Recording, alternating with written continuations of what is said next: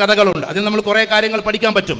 എൻ്റെ ഉപ്പാപ്പ ഏകദേശം 100 വയസ്സ് കഴിഞ്ഞിട്ടാണ് മരിച്ചത്. എൻ്റെ ഉപ്പാപ്പ പറഞ്ഞത് അത്താണികൾ കൊണ്ടൊരു കഥ പറയാനാണ്. ഞാൻ കോളേജിൽ പഠിക്കുമ്പോൾ മാഗസിനിൽ അതൊരു അത്താണിക്കുമുണ്ടൊരു കഥ പറയാൻ എന്നൊരു ഇതെഴുതിയിരുന്നു. ഉപ്പാപ്പ പറഞ്ഞു തന്നത് അവരുടെയൊക്കെ പിൻകാലം 100 വയസ്സുള്ളപ്പോൾ ആൾ മരിച്ചു, എനിക്ക് 18 വയസ്സുള്ളപ്പോഴാണ് ആൾ മരിക്കുന്നത്, അത്താണിക്കുമുണ്ടൊരു കഥ പറയാൻ എന്ന് എൻ്റെ ഉപ്പാപ്പ പറഞ്ഞതാണ്. പിന്നെ കുറച്ച് അന്നത്തെ പ്രായം ചെന്ന ആൾക്കാരും, അഥവാ ആദവനോടൊരു അത്താണിയുണ്ട്.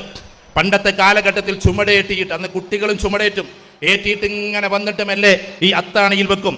എന്നിട്ടത് പിന്നെ പോകേണ്ടത് കോട്ടക്കൽ ചന്തയിലേക്കാണ്. കോട്ടക്കൽ ചന്ത അന്നും ഇന്നും ശനിയാഴ്ചയാണ്. ശനിയാഴ്ച ദിവസം അവർ ഇതും കൊണ്ട് പോകും. ആ പോകുന്ന സമയത്ത് ഇവർക്ക് കോട്ടക്ക വരെ ഏറ്റാൻ കഴിയാത്തത് കൊണ്ട് അതുകൊണ്ടൊരു വലിയൊരു ജംഗ്ഷൻ ഉണ്ടാക്കി.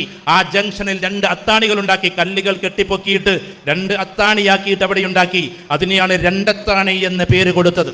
അന്ന് പഞ്ചായത്തിൽ ആവശ്യപ്പെട്ട് 2 അത്താണി വരെ അന്ന് ചുമടേറ്റാൻ കഴിയാത്തത്, ഈ ചുമടേറ്റി പോകുന്ന ആൾക്കാരെ പറഞ്ഞത്, അല്ലാതെ പഴയ കാലത്തെ കഥയല്ല. ആ ചുമടേറ്റാൻ അതുവരെ പറ്റാത്തത് കൊണ്ട് പുതിയ ഒരു അത്താണി വേണമെന്ന് പഞ്ചായത്തിൽ ആവശ്യപ്പെട്ടു. 2 അത്താണിക്കിടയ്ക്ക് ഒരു അത്താണി വേണം. ആ പുതിയ അത്താണിയുടെ പേരാണ് പുത്തനത്താണി എന്ന് നമ്മൾ തിരിച്ചറിയേണ്ടതുണ്ട്. ആ പുത്തനത്താണി വരെ കുട്ടികൾക്ക് ചുമക്കാൻ കഴിയാത്തത് കൊണ്ട് അതിൻ്റെ ഇടയ്ക്കൊരു അത്താണി വേണം. അത് കുട്ടികൾക്ക് വേണ്ടിയായിട്ട് ആയിരിക്കണം എന്നത് വെച്ചിട്ടാണ് കുട്ടികളത്താണി എന്ന് പറയുന്ന സ്ഥലമുണ്ടായത്. അന്ന് പിന്നീട് തുറന്നതാണ് കൽപ്പകഞ്ചേരി ചന്ത. അതുകൊണ്ട് കൽപ്പകഞ്ചേരി ചന്തയിലൂടെ കോട്ടക്കലേക്ക് പോകാൻ ഒരു വഴിയുണ്ടാക്കി. അവിടെ ഒരു അത്താണി വേണമെന്ന് ആവശ്യപ്പെട്ടു. അതിൻ്റെ പേരാണ് കുറുകത്താണി അഥവാ കുറുക്ക് വഴിയിലൂടെ പോകുന്ന അത്താണി എന്നതാണ്. ഞാൻ പറഞ്ഞു വരുന്നത്, നമ്മൾ പ്രായം ചെന്നവരോടൊപ്പം ഇരിക്കുമ്പോഴാണ് ഈ ഇൻഫർമേഷൻസ് നമുക്ക് കിട്ടുക. അതല്ലാതെ ഇന്നത്തെ AI കുറിച്ച് മാത്രം പറഞ്ഞതുകൊണ്ടോ ഒരുപാട് പ്രസംഗിച്ചത് കൊണ്ടോ നമുക്ക് വിവരത്തിന്റെ വലിയ വലിയ ലോകത്തിലേക്ക് പോകാൻ കഴിയില്ല.